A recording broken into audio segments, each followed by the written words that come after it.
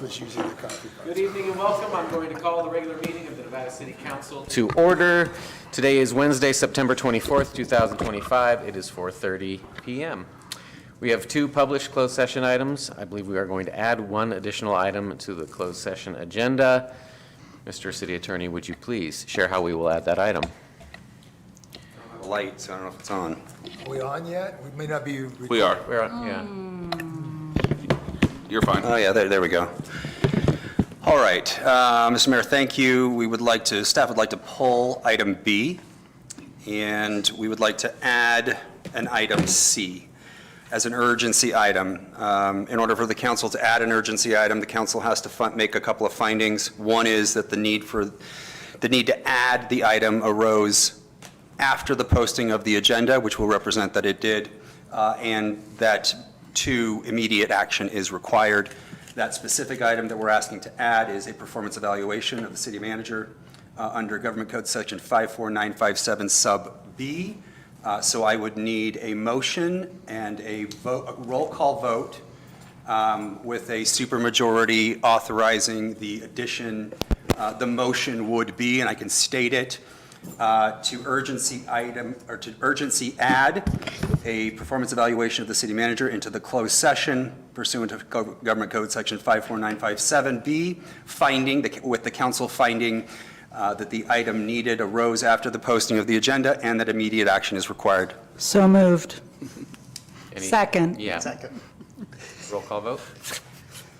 Councilmember Peterson? Yes. Councilmember Fleming? Yes. Councilmember Fernandez? Yes. Vice Mayor Cici? Yes. Mayor Klein? Yes. So with that, we will go into closed session on item A, conference with legal counsel, existing litigation. Number of matters: 1, Joe Bush, workers' compensation claim, and item C, performance evaluation, city manager. Elemental P. And we should take any public comments. Is there any public comment in the room? Hearing none. Thank you. Thank you. After you got the first vote.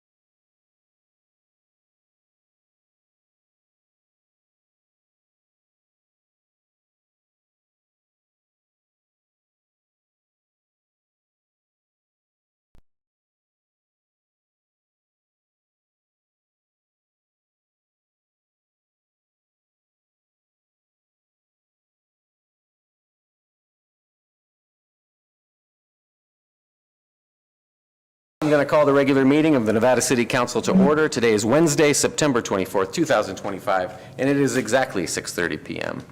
We're going to ask our friend Vice Mayor Cici to read the land recognition. We acknowledge that the Nisenan people are still here among us today, though nearly invisible. We understand that we are on Nisenan land that was never ceded, and the original tribal families have yet to recover from the near genocide of their people. As a resident or visitor in Nisenan land, we support the Nevada City Rancheria Nisenan tribe in efforts to stabilize their people, as well as their campaign to restore federal recognition. Thanks, Lou. I'd like to ask Councilmember Peterson to lead us in the Pledge of Allegiance, if you would. Thank you. I pledge allegiance to the flag of the United States of America and to the republic for which it stands, one nation, under God, indivisible, with liberty and justice for all. Thank you so much. Thank you.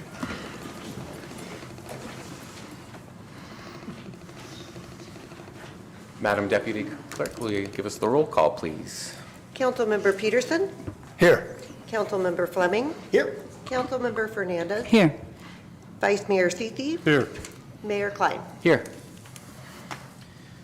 All right. Mr. City Attorney, could you provide us a report on our closed session items? I think we need to do adoption of the agenda first, Mr. Mayor. I think it's going to be staff's recommendation that we pull number 10, item number 10, at the request of both a council member and staff. We are also going to add an urgency item as item number 11. In order to add the urgency item, City Council must make certain findings. Those findings must be that the item arose after the time that the agenda was published, and that secondly, immediate action is required. That second item, I don't have the titles here, Sean, can you give me titles? Yeah. Second item is to add a consideration of the approval of an interim agreement, interim city manager agreement with Joan Philippi, and also a PERS resolution, which will be further explained as we get to item 11. To add this item, I need a motion by the council. The motion would be council finding that the need for this item arose after the posting of the agenda. We've represented that it did indeed, and 2, that immediate action is required. I need a supermajority of the council for that motion. So moved. Second. Roll call, please. Councilmember Peterson, Yes. Councilmember Fleming, Yes. Councilmember Fernandez, Yes. Vice Mayor Cici, Yes. Mayor Klein. Yes. Thank you, Mr. Mayor. So then we move to announcement of the action from closed session. I have the obligation out of closed session to announce that the City Council has entered into a separation agreement with City Manager Sean Grayson. That'll be effective September 28th. The basic terms of that separation agreement are a provision of a 12-month severance, cash out of vacation time, and other entitlements under his employment contract. The agreement was approved with a motion by Councilmember Fleming, the second by Mayor Klein, and the motion approved was 5-0. That concludes my report. Thanks, Dean. Moving on to presentations. We've got 4 proclamations to read. Just moving right along. Do we have, how many of these do we have people that I'm presenting these to? Fire and code enforcement, your last 2. Last 2, okay. We'll start with this one. This is for Breast Cancer Awareness Month, October 2025. Whereas breast cancer remains one of the most prevalent and life-altering diseases affecting individuals and families across the United States and around the world, with 1 in 8 women expected to be diagnosed with breast cancer in her lifetime. And whereas, although breast cancer primarily affects women, it also impacts men and people of all genders, making it a public health issue that touches every community. And whereas significant progress has been made in the early detection, treatment, and prevention of breast cancer thanks to decades of dedicated research, advocacy, and public awareness efforts. And whereas early detection through regular screenings such as mammograms, clinical breast exams, and self-examinations remains the most effective way to reduce the risk of severe outcomes and save lives. And whereas Breast Cancer Awareness Month, observed each October, serves as a powerful reminder of the importance of education, access to care, and continued support for those affected by this disease. And whereas we honor the strength, courage, and resilience of breast cancer survivors, remember those we have lost, and stand in solidarity with the families, caregivers, and healthcare professionals who provide unwavering support. And whereas we recognize and commend the tireless efforts of researchers, medical professionals, nonprofit organizations, and community advocates who work year-round to advance treatment options, promote awareness, and provide critical resources to those in need. And whereas the City of Nevada City joins communities across our nation to increase the awareness about the importance for people to make an informed decision with their healthcare provider about early detection and testing for breast cancer, now therefore be it resolved that the City Council of the City of Nevada City does hereby recognize October 2025 as Breast Cancer Awareness Month in our nation and city. Thank you for that, Mayor. Yeah. I'm going to wet my whistle a little bit before I start the next one. And for the young folks, what does that mean? Have some water. They don't have whistles anymore? In the year of music appreciation. Next proclamation, National Community Planning Month, October 2025. Whereas change is constant and affects all communities, and community planning helps manage this change in a way that provides better choices for how people work, live, and play.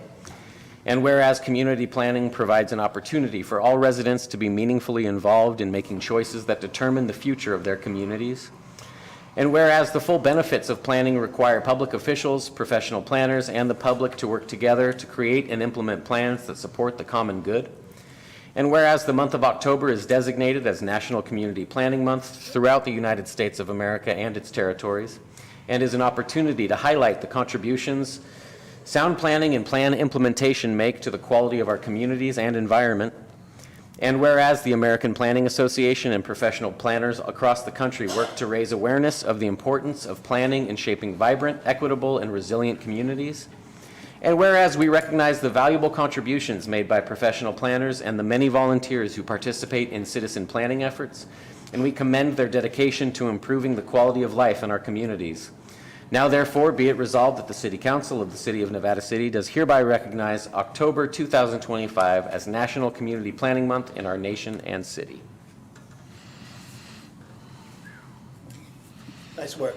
Thank you so much for your honesty. As you're wetting your whistle, as you said, if we could invite your Fire Chief, Mark Buttran, to come up for the next one. Here he comes. Here he comes. Hi, Chief. Welcome, Chief. I've got a proclamation for you to enjoy. This is for National Fire Protection Week, October 5th through 11th, 2025. Whereas fire is a serious public safety concern both locally and nationally, and homes are the locations where people are at the greatest risk from fire, and whereas the majority of fire deaths in the United States occur in the home, and many of these fires are preventable through proper education, preparation, and awareness, and whereas National Fire Prevention Week has been observed since 1922 and is the longest-running public health observance in the United States, commemorating the Great Chicago Fire of 1871 and promoting fire safety and prevention. And whereas the 2025 theme of National Fire Prevention Week, Charge into Fire Safety, Lithium-ion Batteries in Your Home, highlights the growing need for awareness around the safe use, storage, and disposal of lithium-ion batteries, which are increasingly common in everyday devices and can pose serious fire risks if not handled properly. And whereas the dedicated members of our local fire departments and emergency services work tirelessly to protect lives and property through fire prevention, education, and emergency response, and whereas community involvement and public education are key to reducing the risk of fire-related injuries and fatalities, and residents are encouraged to take proactive steps such as installing and maintaining smoke alarms, practicing escape plans, and eliminating fire hazards in the home. And whereas we recognize and honor the bravery, commitment, and service of our firefighters, first responders, and fire safety educators who work every day to keep our communities safe. Now therefore, be it resolved that the City Council of the City of Nevada City does hereby recognize October 5th through 11th, 2025 as National Fire Protection Week in our nation and city. I'm going to bring this to you. Okay. Will you tell folks what they can do with their lithium-ion batteries while we got time? I can. I got 3 simple steps here that the campaign's really stressing. First one is buy only listed products. So make sure you're buying products that are like UL rated. Charge your devices safely, right? So, thank you, sir. To charge your devices safely. Make sure you're using the actual cord that it came with. Make sure once it's charged, you either remove the battery from the charger or unplug the charger. And lastly, when the batteries are no longer good, make sure you dispose of them responsibly. You can't throw them away. All right, so we have to take them to some sort of facility. Call to recycle.org is a website that has listings that'll take the lithium-ion batteries. Just like to thank the council and Mr. Mayor for the proclamation. And don't forget to change your smoke detector batteries and your carbon monoxide batteries when we change time. Thanks, Chief. All right, thank you. Good to see you. And not just take those batteries out because it's beeping, but replace them, right? Right. If Chief Foss will join us. Chief, I've got a proclamation here for Code Enforcement Appreciation Week, October 5th through 11th, 2025. Whereas code enforcement officers provide a vital service to communities by ensuring compliance with local codes and ordinances that protect the health, safety, and welfare of residents, and whereas these dedicated professionals work diligently to maintain the quality of life in our neighborhoods by addressing issues such as property maintenance, zoning, housing, signage, and public nuisances, and whereas code enforcement officers often work behind the scenes and in challenging conditions, balancing education and enforcement to achieve voluntary compliance and foster community pride. And whereas their efforts contribute to the prevention of urban blight, the preservation of property values, and the promotion of safe and livable environments for all.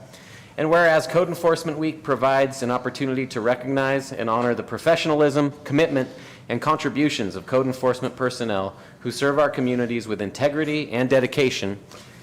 And whereas we acknowledge the importance of public awareness and community cooperation in supporting the work of code enforcement officers and in maintaining the standards that make our neighborhoods safe and welcoming.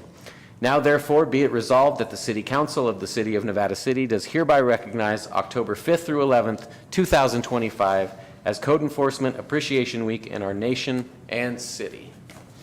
You may begin your 20-minute speech now. Thank you, Mayor. Thank you, members of council. So I just want to say, unfortunately, we were going to have our new code enforcement officer here tonight, but she was able to make it.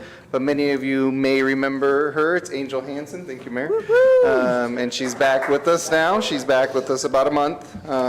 As many of you might know, she was here for some time, did an excellent job, and her husband was in the Air Force. He was retired and was deployed to Japan. So, but they're back now. Code enforcement is one of the toughest jobs that I oversee, primarily because almost all of their laws, they're dictated by the state, right? And they are the same from city to city. Code enforcement is very much what keeps a city, kind of the culture for the city. And it changes a lot. And as all of you know, some of it can be quite contentious and have a lot of opinions behind it.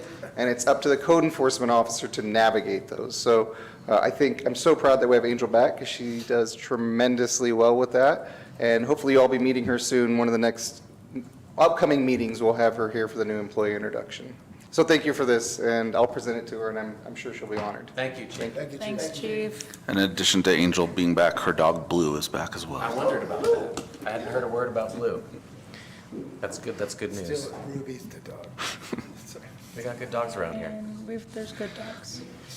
It's time for public comment. Government Code Section 54954.3 provides that any member of the public may address the City Council on any matter not on the agenda that is within the subject matter jurisdiction of the city. The Brown Act, with limited exceptions, does not allow the council or staff to discuss issues brought forth under public comment. The council cannot take action on non-agenda items. Concerns may be referred to staff or placed on a future agenda. Please note that comments from the public will be also taken on the consent calendar and each agenda item at the time it is heard. Do we have any public comment tonight on non-agenda items? Hey, Charlie. First, I want to thank Shane of your utilities department. He did a fabulous job today. My water was off, and he came and fixed everything wonderfully. He's a great guy, and he got along with my dog. Really, Your why- dog's name is? Yeah. Tater. He's got tater-tot eyebrows, so you can remember it. But I wanted to mention the bicycle traffic problem on Zion. I live right on Zion. I have rentals right on Zion. And people treat it like a 35, and so they drive 40. It looks like a 35. I don't blame them because it has that look. And I venture it, sometime it may have been before the freeway came in. And kids, schools, shops, grocery store, if there were raised sidewalks, just raised enough that you could go over them pretty smoothly at 25, it would slow the traffic down, make the sidewalks safer, and I think solve the problem. One thing that came up was, what about emergency vehicles? Well, they can go down Searles. I'm not kidding. There's no homes on Searles. There's no kids crossing the street. It's a great alternative for them, and actually that kind of keeps them one less traffic thing on Zion. So that was that comment. The other comment I wanted to bring up is the parking meters. That having the quarter parking meters is really becoming historic. Having them on the street, having people that go, oh geez, I don't have a quarter, have to go into a shop. Now the shop has somebody in it that would never have gone in that shop. There's an opportunity for them to make some change for them, build up a good rapport. It's really all good. The longer you can hold on to those quarter meters, the more of an experience it'll be for people that no longer deal with that. Put the automatic credit card ones in the big parking lots, but leave the street looking historic. So there you go, folks. Thanks, Charlie. Thanks, Charlie. Thanks for your sign. Hi, Gianna. Hi there. Good evening, City Council. I just want to make an announcement to the public. I'm Gianna Arbex. I'm the program manager for the Grass Valley, Nevada City Cultural District. And Nevada County Arts Council is producing its annual Business of Art Symposium this Saturday, September 27th at Sierra College from 8:30 is when the doors open till 4. And essentially, it's a professional development symposium for our local artists and creatives.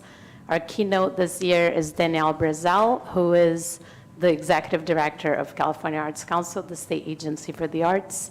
It's a really great opportunity. We have grant writing workshops. We also have models for sustaining life as an artist sessions. We have Piper J. Gallery, the curator for the gallery, giving portfolio reviews for artists in the lobby.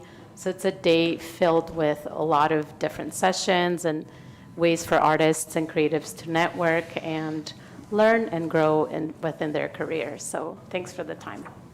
Thanks, Gianna. Gianna. Hi, I'm Rick Beatty. I live at 437 Broad Street, and I've been asked by a group of the neighbors up there to come talk to you about the continuation of the Broad Street renovation. I understand it's going to hopefully be completed by end of October, which is really, really exciting. However, we have some ideas for you that we'd like to share. Before I get into it, I wanted to tell the people, especially you, who are involved with the project, you know, there was a lot of hand-wringing, a lot of sweat and tears, a lot of worries, a lot of lies, a lot of fabrications, a lot of thoughts that went around our neighborhood. And Brian was really, really helpful in educating us about the project. And from the moment the shovels hit the street, it was amazing. You guys, whoever did it, your staff, and, you know, it was so professional. Everybody was friendly. Everybody answered our questions. You know, they'd come in. We would, sometimes we'd hear them, but most of the time, there was no problems with it. So kudos to everybody involved with that. However, there are some issues that we want to address, and we're hoping we can have this happen. If you were to walk up there at night from the church all the way up to that first traffic light, it is a black hole. When we walk there at night with our dogs or park cars or try to walk the sidewalks, I was walking down the sidewalk last night, 5 feet in front of me, a shadow appears as somebody else walking. We could not see up there. So our hope is that when you start this project, perhaps lights could be top of the line, maybe get that done first before you do all the other things. Be very, very helpful. And if not, Halloween is on a Friday. Living up in that area, I've never been up there. It is an absolute zoo. And having all the kids running around and stuff, it would be very helpful if some maybe temporary lighting could get in there for that night. And if not that, perhaps traffic officer up there getting traffic, driving around correctly. I mean, I live right at the corner of Commercial and Broad. I have seen cars do a U-turn with everybody around there, do a U-turn in the middle of the street because they get frustrated because they can't get by. If somebody could help out with that, especially as dark as it is, and Friday night is going to be probably one of our worst times. And it'd be great if traffic could be directed down York Street all the way to Coyote or somewhere else, just to get them out of the district area. But I got an 754. Thank you very much for everything you did on that project, and I hope we see some lights soon. Thanks, Rick. I just finished it. Perfect Thank you. What's his name? Rick Beatty. Good job, Brian. Any other public comment? Yeah, that's great. All right. Moving on to the consent agenda, all items listed under the consent agenda are considered to be routine in nature and will be approved by one motion. There will be no separate discussion of these items. Before we take action on the consent calendar, will we hear any public comment on consent calendar items only? Do we have any public comment on a consent item? Almost heard you say, going once, going twice. Hearing none. I'm looking for a motion in a second. I move that we adopt the consent agenda. Second. That is a motion from Councilmember Fleming and a second from Vice Mayor Sisi. Any objections to the motion? Hearing none, the motion carries. Moving on to the consideration of a presentation on the October 2025 citywide events and activities report presented by my friend Don Zaidonis. Everybody. Good evening. Oh, kindergartner chair here. Let me see if this one's That's a little better. Okay.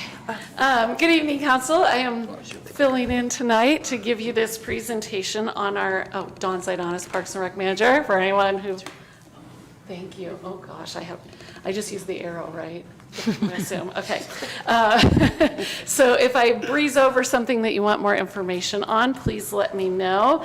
We're starting off with our upcoming public meetings, and I believe all of these should be posted on the city's website. On the homepage, there's a calendar that lists everything. One item to note is that we have canceled the first council meeting in October. Let's see. And we're going to talk more about some of these. All right, September 27th. I believe that is already this Saturday for those Swifties. I am not a Swiftie. I'm not a Kansas City Chiefs fan. You will not see me at this event. However, if you start your day at the park and bring your dog, you can do Pause for a Cause before you go check out the Swiftie event at the Miners Foundry. So this is a Rotary event. So if you are a person who normally takes your dog to the park and lets them run on the field, just know that part of the field, they've got to be on leash for that event. That's right. And then we have the X-Fest, which is a KVMR benefit. So we want to support our local radio. And this is also an event at the Foundry, so please don't miss out on that. And here is an important one. Open house for State Route 49 multimodal corridor improvement project. So that's a mouthful. This definitely can affect city traffic and how people are getting to and from the city. I know I will be there because I live out Purton, so I drive on this road every day. And also I'm concerned about how it could or may affect our access to Sugarloaf Trail. So hopefully we'll see you guys there. Friar Tuck's glass blowers experience, that has happened a few times. I think this is the last one, so that's coming up. And then the Children's Festival. If you have not been to this event, I strongly encourage you to find some friends with small children and go with them because it is a fabulous event. So fun. The times on here are wrong. The overall event will end at 4:30. Cleanup might take till 9. But there's their 2 bedtime. sessions during the day, so parking, they have over 1,000 people that come to this event throughout the day. So there's one session earlier in the day, and then they take a break, swap out volunteers, rest, and do it all again. So What time does it start? That's okay. it's on our website. We have the actual flyer. I think like volunteers and that are really early, 9. I think it starts like 11. 10 or 11. There's like 2 2-hour sessions Got in it. there. We'll figure it out. Okay. And then Champion Mine Trail Race. I've heard some people refer to this as a fun run. I personally find nothing fun about running. But the Land Trust and the Sierra Trailblazers Running Club are putting this event on. It's starting and ending at the Miners Foundry.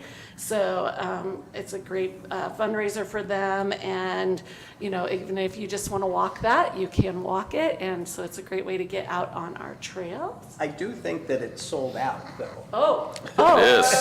So somebody This thinks is it's information I fun. did not have. Yeah, no, because it's the 5K sold out, not the half marathon. So for the runners in the room, sign up. Children's Festival, Session 1, 9:30 a.m. to noon. Session 2, noon to 4:30 p.m. Thank you. From our website. Awesome. Thank you, Don. Okay, you're welcome. Nissan on Heritage Day, this is an event at the Miners Foundry. So we have our information here. This year's theme, Surviving Obscurity, Wisdom Despite Erasure. Honors the resilience of the Nisenan people while celebrating their living culture, history, and future in their ancestral homelands. Don, I also recommend the opening of the next exhibit at Ubaseo, which is the same weekend. Same weekend as October 12th. Yes. Yes. And then Pumpkins for Polio and also Community and Youth Services projects. So I believe you all, maybe one of you has not gotten your pumpkin yet, that you are going to paint. I heard there was a competition among council members, so we only I want were to see those competitive. and have our vote. Gary tells me he's going to win, but we'll see if he raises the most money or not. I believe they still have pumpkins available, so if there are any artists out there who would like to paint a Paint pumpkin- mine for me? Oh, yes, paint, Dan, that's what I meant to Wait say. a minute. No so- ring. You're going to win with your stencil. Yes. Not a stencil, it's a sticker. So paint a pumpkin, help Rotary raise some money, and do good things. And so the actual event, they auction off these pumpkins, and that is what happens October 15th. Those are amazing. Are those pumpkins from the past or are those ripped from the believe internet? so. Come on. I know. Mine I is- can't compete I with like that. Frida Kahlo. I'm just going to not. Mine is already in the office. You got yours done? Yeah, did yours? I did. Mine's done. Is it? I gotta see what the competition's bringing. You won't see, mine's at home. It'll be Okay, there you're tonight. hiding it, okay. Good luck. So, I'm worshiping it. Worshiping it. You got an altar. all right, we have the Heart of Gold gravel race. So this event is going to start and end at Pioneer Park. So that'll be a busy day in the park neighborhood. But a very good cause for the Heart of Gold gravel. Oh no, I totally spaced on the group, but. Child Advocates. Nicole, thank you, Child Advocates, Nicole Awesome. McNeely. And so hope everyone can participate in that as well. I think we have some city staff that might be doing, council members that are planning to do that. Not gonna be here, but, And then Fogelberg Revisited, so a music performance at the Foundry. And this one is for, Charlie, you're still here. Charlie, this is your meeting. Zion Sacramento Pedestrian and Bicycle Mobility Plan. This is a community workshop on October 23rd at the Foundry. This is actually led in coordination with NCTC, Nevada County Transportation Commission, so. And then a Disco Inferno Halloween ball at the Foundry. That sounds frightening and fun all at the same time. Sounds something. BYLT, that's I heard it's Land Trust? fun. Okay, I'm trusting that anything disco at the Foundry is going to be a good time. It's Lorraine. It's Lorraine. It is a fun event, I'll tell you. It is I've well heard it's a attended. lot of People fun. get really discoed out. It is actually a really fun event. And you get to Disco's pull not out my your bell jam, but I've heard bottoms. it's fun. It is, it is, it is. Good. Get on my platform. Trailer treat event, so this again is happening kind of at the park, but on the trail there between Pioneer Park and the Stone House. And this is the second year they're doing that at this location. And so I heard it went very well last year. They had 300 people, and we actually had a wedding at the park last year when it was going on, and it all went well. So Is this like a again- jump scare thing where people jump out and scare you? I'm hoping not. We don't want our trails to be scary, but I think because Cartoon it's for, children. little kids as well as Okay, older, all right. as well as adult kids. It's kid-friendly. Trailer treat, not like, there's no trick there. And our skate park community input meeting, October 29th, also at the Foundry, and I believe you guys have gotten an update on that. So all our skateboarders, come on out. And then on October 31st, Nevada City's Halloween Spooktacular. This is intended for younger children who might not be out later in the evening, especially on a Friday night, doing their trick-or-treating, so they get to come in town. City Hall will be passing out candy as well as most of the businesses in town. So hopefully you can somehow participate in that.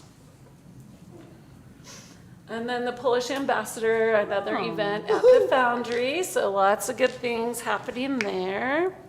That's a great show, though. I'll tell you, there's a lot of You've energy. been to all of them. Well, I work there, so, yeah, it's a really fun show. That's packed and great dance energy. You know, if you're not doing anything on on Halloween, it's a place to be. Great. It is on Halloween, look at that. Okay. And then Grass Valley, Nevada City Cultural District updates. So in early October, they will be announcing the mini grants in early October. So I think you guys got an update on that. I don't really know that. I think they're announcing them tomorrow on the website. Oh, well, that's almost early October. Yeah. Mini grants for artists, check out the Nevada County Arts Council website, which is the home of the GVNC Cultural District. So this slide was prepared by Gianna Arbex on our behalf. Nice. It's her fault it says the twice. No, we'll take blame for anything you don't like. Anything you do like, that's Gianna. Good job, Gianna. I can't believe we added an extra the classic us. There you go. And then they'll be tabling at some of the events that we talked about as well, so that's a good place to get information from them. Tabling.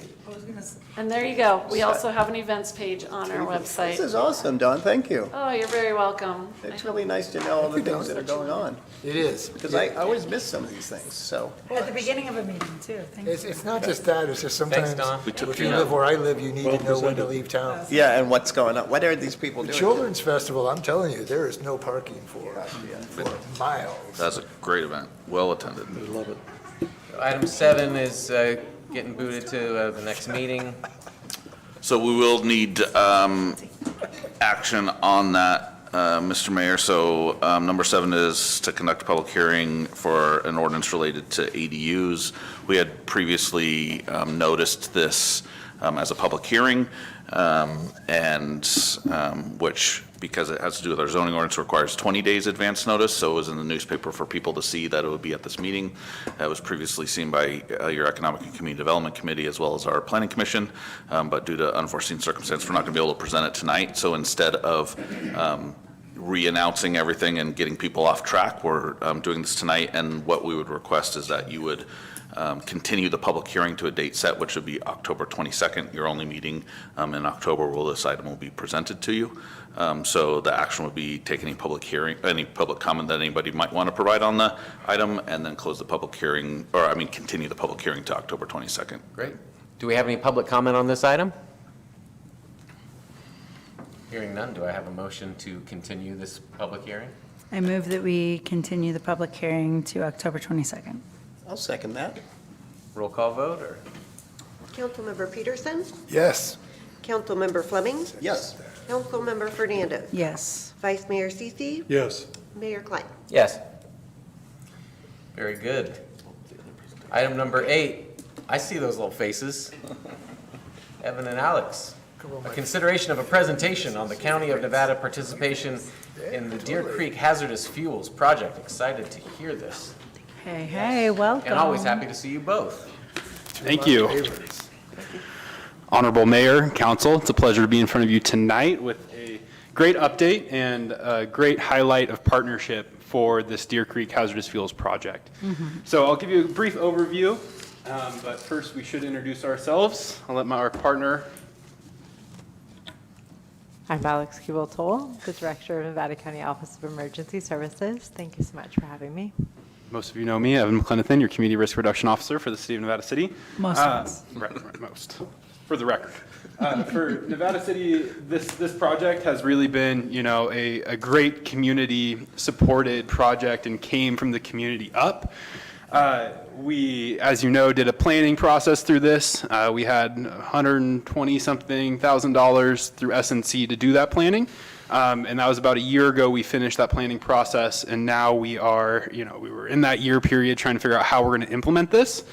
And in that time period, the county will speak to a little bit of the programming and grants that were available and the parameters for it. We applied for and got these funds. But through that, we've also navigated other ways to get the rest of that project done, which we'll also talk about in just a second. But for the funds that we are awarded through the county, which is Forest Service funds through the partnership that the county has with the Forest Service, is about $522,000 and 190 acres. So, as I mentioned, we've done the planning. That has concluded. We filed the environmental review process through notice of exemption in August 28, 2024. And the project in its entirety is 312 acres. So keep that in mind when we talk about the funds that were awarded for the acres through this partnership. So the parameters, if you want to speak to them, that Sure. Forest Service has. So this project really came out of our partnership with U.S. Forest Service, Tahoe National Forest. They came forward last fall with some funds that needed to be directed specifically to the wildland urban interface. It had to have a nexus with a benefit to federal land, but didn't need to take place on federal land, and the project needed to be shovel-ready. And as a result of our partnership with City of Nevada City and our nexus with the Nevada City Fire Safety Advisory Committee, we identified the Deer Creek project as being an ideal fit for that funding. And we were successful in pitching them 197 acres of the overall project. That 197 acres was chosen because, to be frank, mastication is probably the least expensive way to get acreage treated. And we were knowing that we had about $500,000 to pull down from Forest Service. So we were really trying to see how much work we could get done with the funding we knew that would be available.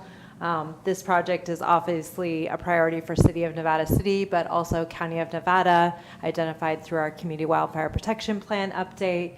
We love that it has a nexus with the Deer Creek watershed, which from the perspective of hazard is that trifecta of climate, topography, and fuel. And then it also has high value resources and assets at risk. So my kids went to Deer Creek and Seven Hills, so I actually did as well. Exciting to see a project that has that nexus with our critical infrastructure like our schools as well. Yes, so basically, through these funds, that 197 acres is everything that is not covered in black there. So the primary treatment is mastication through this program. And if you all recall, a couple council meetings back, you approved a contract for a forester in the city. And with that forester, we're working on implementing the rest of this project as well with our Measure C supported fire fuels crew. So really the project will be completed in its entirety, hopefully, in the very near future. And we're definitely set up much more for success and a quicker implementation process now that we have these grant funds. So as Alex briefly mentioned, this wasn't only in the County of Nevada's CWPP as a priority, but the #1 priority for the city of Nevada City as well, which, as many of you are familiar with, it was a community process and really took into account what the community was looking for as priority, and this was one of those projects as well. It really does protect Nevada City proper, all of the historic downtown. It has 7 hills, right? If a fire starts further down that canyon, this buys time for firefighters to get in there and suppress that fire because it is also leveraged by roads. So this isn't fuel breakout in the woods or in the middle of nowhere, right? It is leveraged by roads so resources can get in there and slow that fire spread so we actually have a better chance of stopping that fire or at least providing more time for folks to get out. And not to mention, we have our wastewater treatment plant there. I think some folks forget we have that. But it's all the way back at the end of Jordan Street and is a critical piece of infrastructure, so it protects that critical piece as well. I want to speak to the partnership that we've been fortunate to experience through this project. From the very beginning, the Deer Creek Southside Firewise community that brought this to the attention of the city and spearheaded some of those efforts, to our partners with PG&E that have funded some of that work, which we were able to get that forester through, along with the County of Nevada and the Forest Service, and CHIRP. They also have been great partners in delivering those PG&E funds and working with us through that, and it's been a wonderful partnership, and we're excited to keep that going into the future. So, being really the smallest entity at the table, we've been very fortunate that a lot of these other partners in the county have been there to help us out, which is, I don't think I speak just for myself, but for all the community members and the council, really neat to see. So tonight's agenda item is really to, receive that presentation and offer any recommendations you might have. And Alex, if I missed anything that you want to add? No, I brought this to our Board of Supervisors for fund acceptance on Tuesday. We had 3 representatives from Tahoe National Forest there, and I think I correct in saying that U.S. Forest Service is excited about multi-jurisdictional partnerships as we are. It's really how we get things done at the end of the day. So it's great to be here and to be able to play a role in getting a shovel-ready project actually on the ground and to completion. Awesome. Thanks for the So good. presentation. Is there any public comment on this before we start talking? Hey, it's Charlie. That's me again. Yeah. No Forest Service guy. Yeah, well, obviously it's fabulous, but I wanted to just make a comment that once you remove the undergrowth, as many trees as you can leave, that canopy shades out the regrowth in the undergrowth. So it'll help you in the future. I know some organizations think we just got to take all the trees out and then you got nothing but ground fuel coming back. Also, if there are neighbors, if you could accommodate, if they want to work on their own land that's near this fuel break, if you could accommodate the removal of their material that they take out with however you're removing your material, it might not be that big of a deal to offer that to neighbors and then end up getting a larger fanning out of the break. The other comment I want to throw out there is if there are anything taken out that's big enough to be fuel wood, that could be bucked up and offered to the elderly in the county that can't afford their fuel wood. And thanks you guys for what you're doing. It's a fabulous cooperative. This area is, I worked with the Forest Service, and to have, a county, a federal agency, often a state agency and a city, and then maybe some nonprofits all get together to get something done, I'm really proud. Thank you. Oh, thanks, Charlie. Any other public comment? All righty, bring it back to the table. Please. Thank you. And I love you guys. This project has certainly had its ups and downs and its way forward. And actually, we hit the budget wall, which is why it slowed down. But we kept working at it until we found a way forward. You both deserve an enormous amount of credit. It is a beautiful partnership. And, Alex sits on our Fire Safety Advisory Committee, and we were so lucky to have her as a citizen in our town. And we all know how wonderful Evan is. I can't say it enough. But this is really amazing that we could pull this together and get that. And the thing that really bothers me about this is I'm going to have to start saying nice things about PG&E if it keeps going. No, it could happen. It could happen. It really could. But really great job, great work. And I know it's been a struggle, and and I just never want to hear the Deer Creek Southside neighbors say again, well, we're on our own.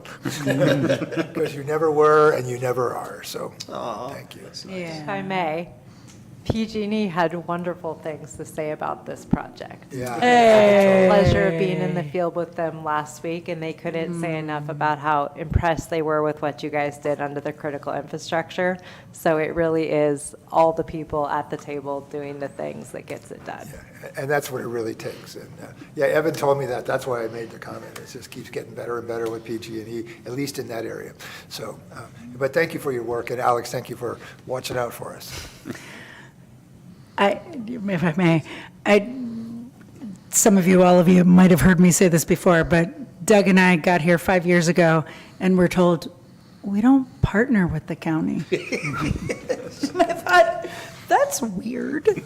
So we've come a long way, and having our own OES department and just seeing this come to fruition despite challenges, and hearing PG&E's feedback feels fantastic. So may it continue in that direction for sure. Thank you. I'd just like to say this is a triumph of persistence, excellent staff, and community involvement. Thank you. Yeah, to your point, Daniela, yeah, we're allowed, I don't think we were allowed to talk to the county. No. Back in those days. I mean, really, I was told, under certain terms. And, I'd like to give Sean a lot of credit here too, because it's partly because of him we have this great relationship with the county. I mean, Allison now relies on Sean to, for a lot of things. He's advising, he's speaking, and our partnership with the county has just been so much stronger. And this is the culmination, or this is the fruition of that partnership. And, Alex, thank you so much for being here for us and fighting for us. Evan, I didn't think that was ever going to get funded. The implementation was ever going to get funded. I thought we would have to do it ourselves, over years. I had a plan for that too, but yeah. would take longer. But the way that you guys cobbled together money and figured out how to do this, get the stakeholders excited, it's just a great thing. And Nancy Weber has to be proud. Hey. Because she's the one who fought tooth and nail to get this thing started. So I'd like to give her a lot of credit here. Yeah. And Nancy emailed me this morning. Excuse me? She emailed me this morning. Me too. And that attribution is important, that legacy. Definitely. Yeah. Thanks, Doug.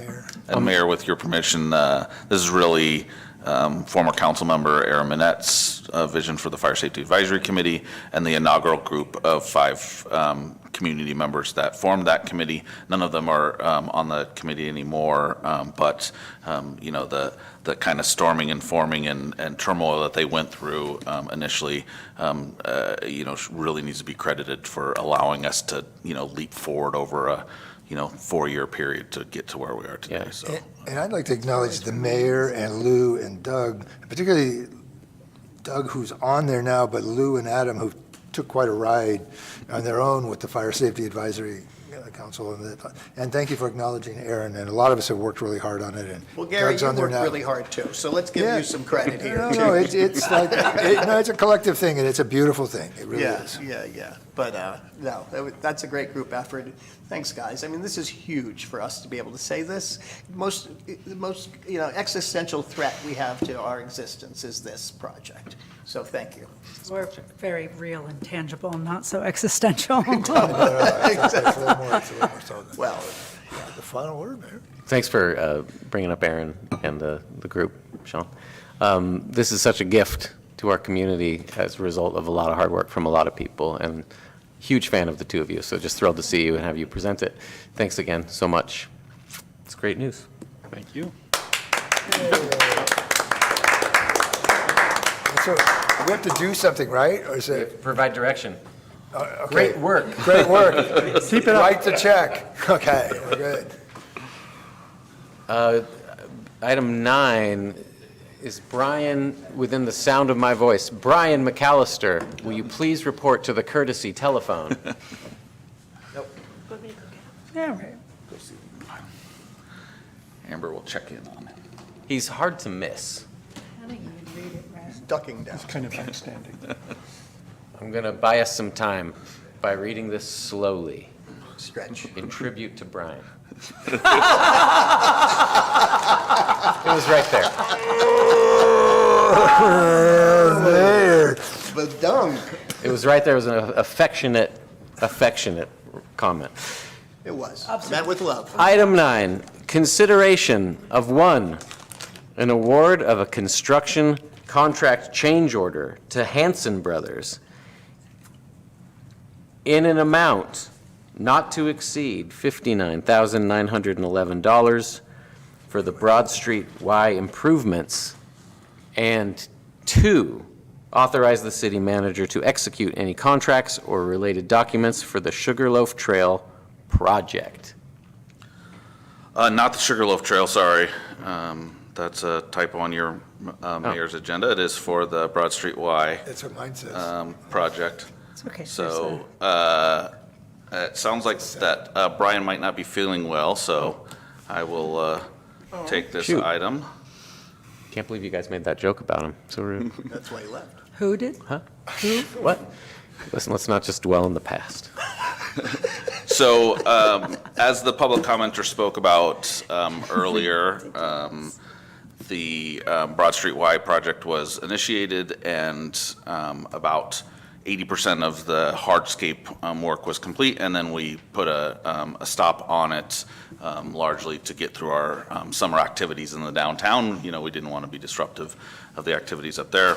And Hanson Brothers is the company that's doing the work up there. They were pulled off of that, but they are also doing other work in the city. They just completed the Sugarloaf parking lot, as well as expansion of pavement parking in Pioneer Park, where we've added 16 additional parking spots down by the playground and in front of the house there. So now they'll be returning back out there. This action before you is to request an amendment to the contract with Hanson Brothers. It is largely to address things that were found during the first phase of construction that need to be addressed. Some of them are specifically project-related, having to do with retaining walls and the enhancement of the sidewalks and the bulb outs and the ability to bring water and power to those things so that we can do future plantings or those kind of things. To Mr. Beatty's comments, there is lighting that is involved in this project that will carry the electric gas lamps all the way up the street from the corner of Commercial and Broad to the corner of West and East Broad. So all the way up to the Y there. Both sides, or? Yeah, it's on both sides. So they're at different intervals, Yeah, but. yeah, good. So. What about the whoa? Yeah, so that will, the wall will come out when what they'll do is, they pave through that area. What they'll do is they'll saw cut that entire area out of the crosswalks on both sides of West and East Broad, and they'll replace that with a cobble concrete for the ADA path of travel across that area. So that will level it out. They'll fill it in Yeah. almost, yeah. And so, and then the other thing that we found in the construction project is that this town was built before there were cars and paved streets. And so the water flow, as you can imagine, is a lot different in 2025 than it was in 1856. So there are a number of areas where Brian really needs to be able to do some diversion of rainwater. That this project will help the city streets very well, but may adversely impact residents. So we need to take care of that so that we don't have this wonderful brand new street that's putting water into people's houses. Yes. So that's the largest expense in the change order that you have in here. All of this will be funded through the same funding mechanisms that we're using. It's a combination of state and local funds from Measure M. And so, but it exceeds what you already authorized for the project, including the contingencies. So we're asking that you approve that tonight. And then Brian and Bethany will also be working with some of our local nonprofits as this goes in to curate the planting in those bulb outs. So we have interest from both 49er Rotary and a number of other folks to look at, plants that are native to this region, and that while they'll take a little bit of effort to get stable, they're pretty hardy and can survive, after that, as well as an opportunity maybe to partner with the Not chamber. dogwoods. No, not dogwoods, but also an opportunity to potentially partner with the chamber and the businesses as we carry the street lights up. We could also carry the hanging baskets up, and we could also carry the Christmas decorations with the natural boughs and things like that into this project as it comes forward. So with that, we would request that you approve the change order. It's $59,911 for the Broad Street Y improvements, and authorize the city manager to sign any contracts. Thanks for filling in for Brian on that. Of course. I'm sorry you're not feeling well, Brian. Yeah. Feel better. Any public comment on this? All right, I'll bring it back to the table. I had some questions, but they're engineering-type questions, and maybe I should wait until Brian is feeling well. I just wanted to know the difference between the angled curb and the rolled curb, and why we aren't doing... Granite borders. It was originally at grade, right? Which people could just drive right over and probably would. So Yeah, what happened? why did we change our minds on that? You're talking about at the Y At the actual Y itself. section. Whoa. Yeah. That part? Yeah, so unfortunately, that would be best suited for Brian. And we'd be happy to answer the question or to continue the item to the next meeting if it's. It's got to do to be something heard. to get an angle on it so that the walk goes away, and I think he's doing it with edging, actually, but we'll see.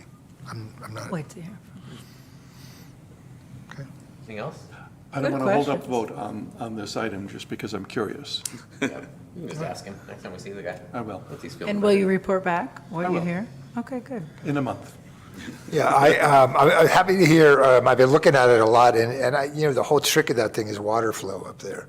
And I'm happy to hear that, we're making sure that we don't put it in people's yards and houses, because, water goes where water goes. And there's been a lot of great work done up there to bring the sidewalks up and all the curbs and the stop signs, even at the same place, is just a blessing, just amazing. Yeah. So a lot of good stuff. I look forward to getting it done. And it's not, given that type of intersection with the unknowns involved, this is probably a very inexpensive change order. It is, and to Councilmember Cece's, or Vice Mayor Cece's point, it's actually a little bit of savings because we removed what would have been granite borders that would have been flush at that level, and those have a significant cost, and you see those granite borders in the crosswalks in Commercial Street. But now that we're doing the elevated curb, the rolled curb, it'll be both protective for cars, bicyclists, and pedestrians at putting a little elevation there, but also save the money of the granite. We'll keep that granite for some other project, I suppose? Oh, yes, yeah. We keep all the granite and then chop it up into pieces and put it underneath the bridge or, something else at some point. Anything else? Wait, look, he's risen. Oh, Wait, he's risen. Brian Liu has an important question. You all right, buddy? Sorry to bring you back. Are you okay for questions? It's a quick one. He's risen. I thought that was on the consent agenda. I Oh, could no hear worries. I could hear on my phone what the question was. Okay. Sorry about that. Because a lot of times our change orders are on consent agenda, so I thought that's where it was on the agenda. But, originally, we wanted to allow for cars to turn around, because they always have done that, and it kind of works for traffic flow. So we left that island at grade so people could still turn around. But as it turned out, when we brought the stop bars adjacent to each other, they can still have plenty of room to turn around in front of the stop bars, and it doesn't make sense to allow people to turn around behind the stop bar, because it really messes with traffic. So we're just raising it slightly, like 4 inches, so not a full curb height. And then it will be tapered in case emergency vehicles need to use it. That's the thought behind it.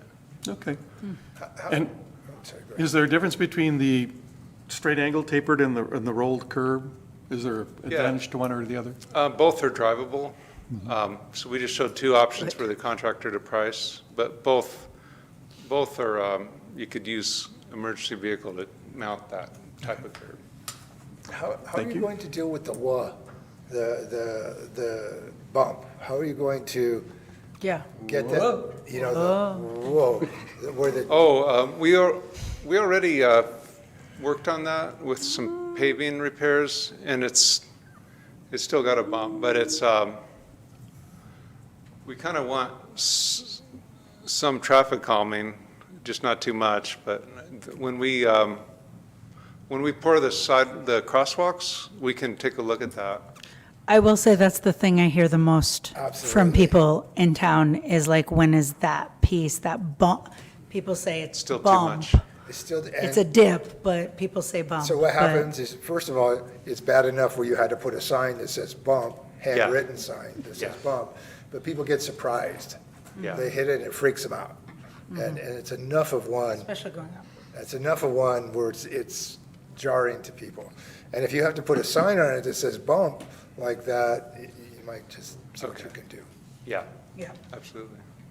People's transmissions have been making grooves in it anyway. Okay. There you go. Check Community all coming together. the bottoming out. But Brian, thank you sincerely for the comments that were received earlier by the citizen and your engagement with them. Yeah. It's really Beautiful job. important, and thank you for doing that. Thank you. Yeah. Thank you, Brian. I didn't anticipate the double sidewalk, which I think is interesting.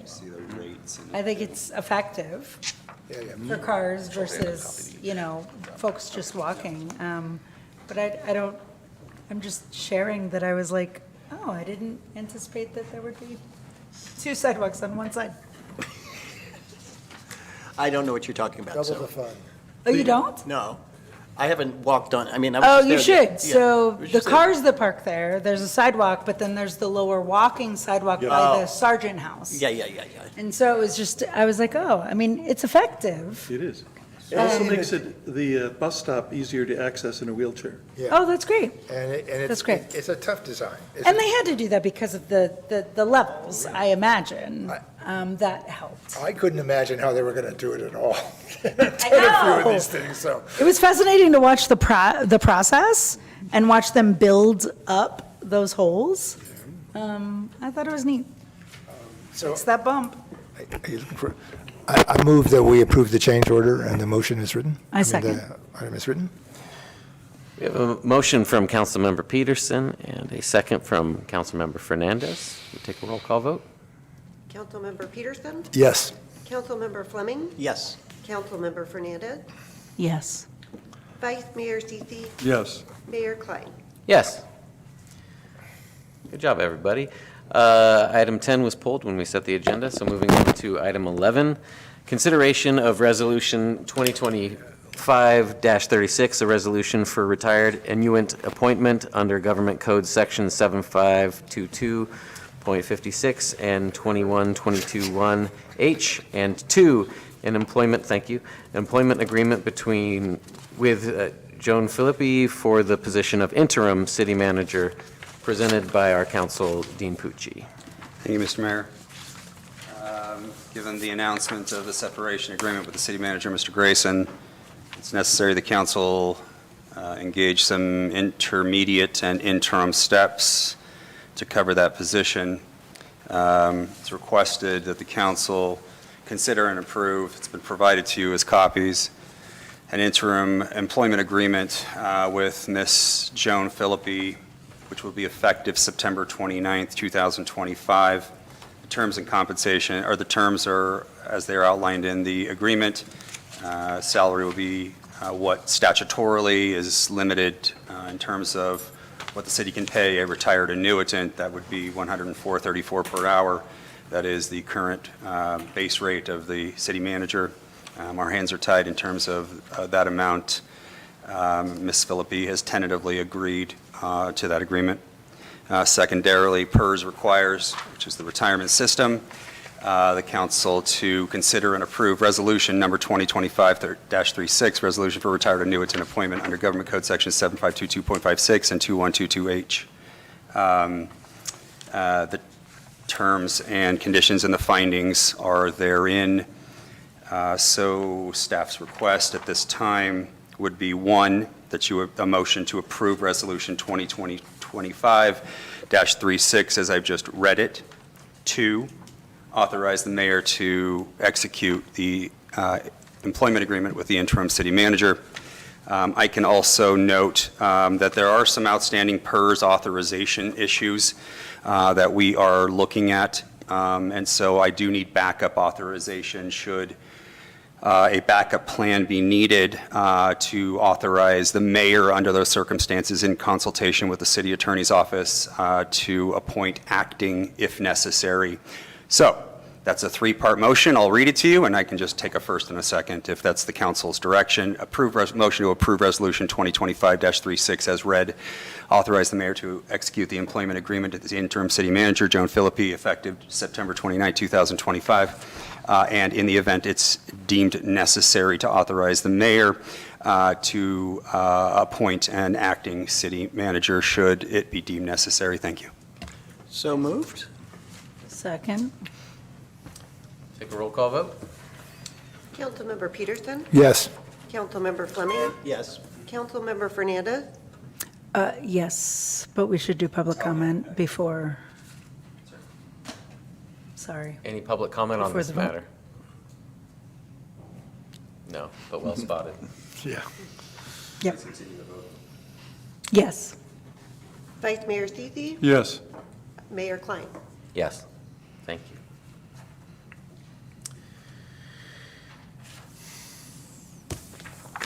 All right.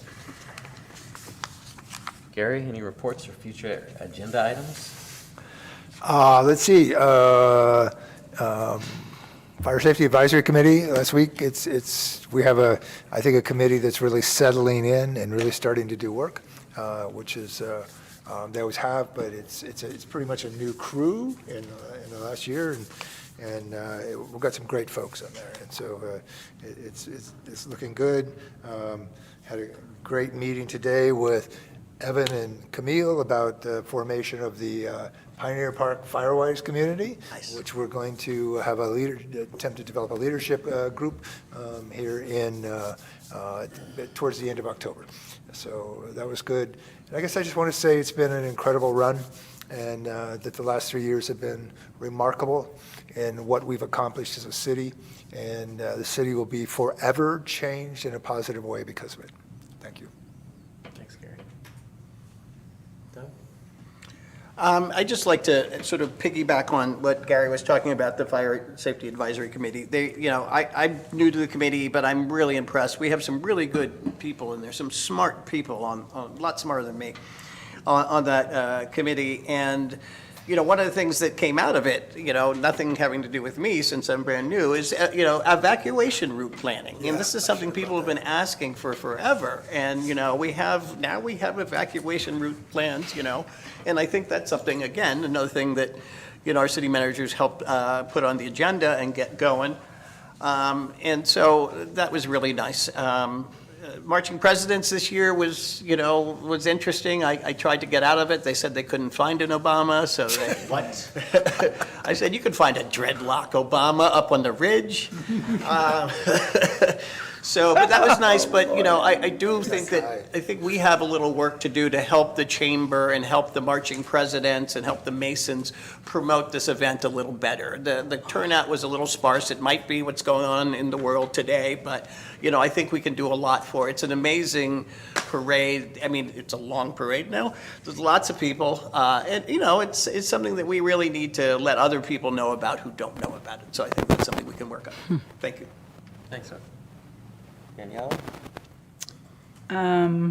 Council member reports. How do I report on the last 5 days? No committee reports for the last 5 days, but a lot of city work for the last 5 days.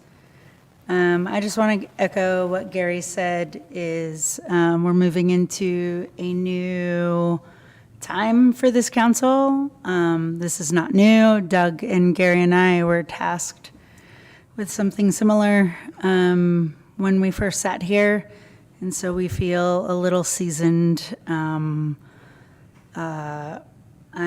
grateful for the last few years. We've gotten a lot done. I'm grateful to Mr. Grayson for all of his efforts, as you'll read about in the media, and just see all that he's spearheaded and supported in our community over the last few years in collaboration, in deep collaboration. And I'm excited for a new chapter and also grieving the last one. Thanks, Danielle.